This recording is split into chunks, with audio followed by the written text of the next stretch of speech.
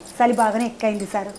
ఒకటే సర్దులు దగ్గులు జ్వరాలు ఏమిటికి సార్ ఇట్లా? సాధారణంగా ఈ చలికాలం రాగానే ఈ సీజనల్ వ్యాధులని పిల్లలు వచ్చేటివి ఉంటాయి. చలికాలంలో ఈ వైరస్ల వల్ల వచ్చే వ్యాధులతోని పిల్లలకు ఈ బాధలు ఉంటాయి.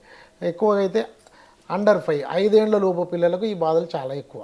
రకరకాల వైరస్లు ఉంటాయి. ఇన్ఫ్లుయెంజా వైరస్ అని ఉంటుంది, రెస్పిరేటరీ సిన్సిషియల్ వైరస్ అని ఉంటుంది. ఈ రకరకాల వైరస్ల వల్ల పిల్లలకు ఇవి వస్తూ ఉంటాయి.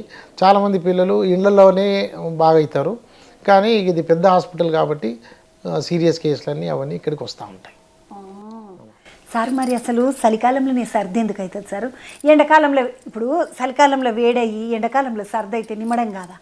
చలికాలంలోనే సర్ది అవుతుంది, ఎండాకాలంలో పూర్రకు బాగా వేడైంది అంటారు. చలికాలంలో సర్దవుడు ఎందుకు సార్? ఈ వేడెవుడు సర్ది ఎవడు అనేది అయితే మనకు పెద్ద సైంటిఫిక్గా అంత ఇది లేదు. కాకపోతే చలికాలంలో సర్ది అనే మాటకైతే మాత్రం ఉన్నది. అది వైరస్ ఇన్ఫెక్షన్. వైరస్లో 600-700 రకాల వైరస్లు ఉన్నాయి, కానీ శ్వాసకోశంలో వచ్చే వైరస్లు ఒక 60-70 ఉంటాయి. పిల్లల్లో వచ్చే వైరస్లు వేరు, పెద్దవాళ్ళలో వచ్చే వైరస్లు వేరు. సో అట్లాగా ఈ రకరకాల వైరస్లు ఈ చలికాలంలో రావడం వల్ల పిల్లలకి సర్ది, జలుబు, దగ్గు, రొంప ఇటువంటివన్నీ వస్తాయి. చాలామంది పిల్లల్లో ఈ సర్ది, రొంప ఇవన్నీ కొంచెం జ్వరం వస్తే వస్తుంది. ఒక 3 నుంచి 5 రోజులలో మామూలు మందులు ఇస్తేనే మంచిగా అవుతారు. కానీ చాలామంది ఒక 100లో ఒక 80-85% మంచిగా అవుతారు. కానీ ఒక 10-15% కాంప్లికేషన్స్ వచ్చి వాళ్ళని అడ్మిట్ చేసి ఇంకా రకరకాల ట్రీట్మెంట్ ఇవ్వాల్సి వస్తుంది. ఓ ఏమో సార్, ఇట్లా పోరలకు సర్ది, దగ్గులు, జ్వరాలు వస్తుంటాయి కదా సార్, తల్లిదండ్రులు ఎట్లా జాగ్రత్త తీసుకోవాలి? ఇప్పుడు పిల్లల్లో వచ్చే జబ్బులల్లో ఈ శ్వాసకోశానికి సంబంధించి వచ్చే బాధలు ఒకటి, వాంతులు విరేచనాలు ఒకటి.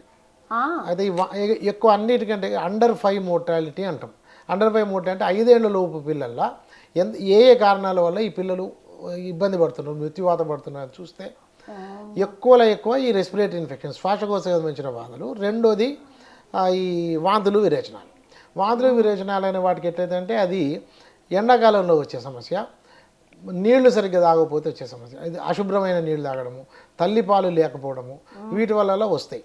వీటికి మందులు మంచిగానే ఉన్నాయి. ఏది ఓఆర్ఎస్ అని ఉన్నది, తల్లిపాలు ఉంటుంది. వీటితో ఎంతో కొంత కంట్రోల్ చేయగలిగారు. ఇది ఎండాకాలంలో వచ్చే సమస్య.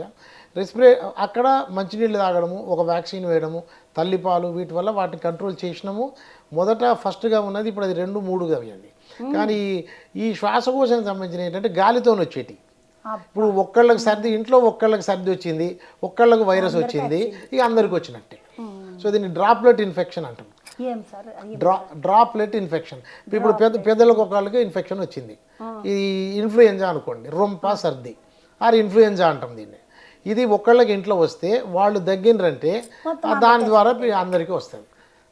చాలా ముసలి వాళ్ళకి, చాలా చిన్న పిల్లలకి దీనివల్ల ఇబ్బంది ఎక్కువ. ఓ రామచంద్ర, సరే ఇక తల్లిదండ్రులు మరి జాగ్రత్తగా తీసుకున్నాడు ఎట్లా? ఫస్ట్ పాయింట్, పిల్లలకి ఇమ్యూనిటీ పెంచడము. ఫస్ట్ 6 నెలలు తల్లిపాలు మాత్రమే ఉన్న పిల్లలు, వాళ్ళల్లో 10-12% అసలు ఇవి రానే రావు. అవతల పాలు తాగే పిల్లల్లో, ఈ డబ్బా పాలు, తల్లిపాలు కొన్ని, డబ్బా పాలు కొన్ని తాగే పిల్లల్లో ఈ శ్వాసకోశానికి సంబంధించిన ఇబ్బందులు, ఈ దగ్గు, రొంప ఇవన్నీ 10-12 రెట్లు ఎక్కువ. అబ్బో. తల్లిపాలు మాత్రమే ఒక 6 నెలలు తాగి ఆ తర్వాత కూడా తల్లిపాలు కంటిన్యూ చేస్తా వేరే కరెక్ట్గా తీసుకునే ఆహారం ఇస్తే కనుక అది ఒకటి ఫస్ట్ పాయింట్. అది ఏది తల్లిపాలు 6 నెలలు. తల్లిపాలు తాగని పిల్లలు, డబ్బా పాల పిల్లల్లో 10-12 రెట్లు. అంటే తల్లిపాలు తాగిన పిల్లలు ఒక్కనికి వస్తే, అదే అవతల పాలు తాగే పిల్లలు 12 మంది పిల్లలకు వస్తుంది. ఇది లెక్క. ఒక్కటికి 12. అది. సో తల్లిపాలు అనేది చాలా ఇంపార్టెంట్. తర్వాత రెండోది ఎట్లా చేయొచ్చు అంటే, రకరకాల వ్యాక్సిన్లు ఉన్నాయి. ఇప్పుడు గవర్నమెంట్లోనే అన్ని వ్యాక్సిన్లు దొరుకుతాయి, 1-2 ఉండయి, అవి ఇది ఉంటుంది. అట్లా ఇప్పుడు DPT అని ఉన్నది, ఇప్పుడు పెంటావ్యాక్ అంటాం. DPT అన్న వ్యాక్సిన్లో మీజిల్స్, మమ్స్ వ్యాక్సిన్, ఈ వ్యాక్సిన్లు అన్నీ తీసుకోవాలి. మీజిల్స్ అనే వ్యాక్సిన్ బాగా ఇంపార్టెంట్, అది 9-10 నెలల వయసులో ఇస్తారు. సో ఈ వ్యాక్సిన్లు సరిగ్గా తీసుకుంటే కూడా ఈ శ్వాసకోశానికి సంబంధించిన ఇబ్బందులు, న్యూమోనియాలు తక్కువ చేయొచ్చు. ఒకటి తల్లిపాలు, 2 ఇది టీకాలన్నీ వేయడము, వీటి ద్వారా చాలా మట్టుకు తక్కువ చేయొచ్చు. అట్లా కాకుండా కూడా కొన్ని వైరస్లు ఉంటాయి, అవి అంత బలిమి చేయవి. అవి వచ్చినా కూడా 3-5 రోజులలో చిన్న మందులతోనే ఇంట్లోనే చాలా వరకు ట్రీట్మెంట్ ఇవ్వవచ్చు.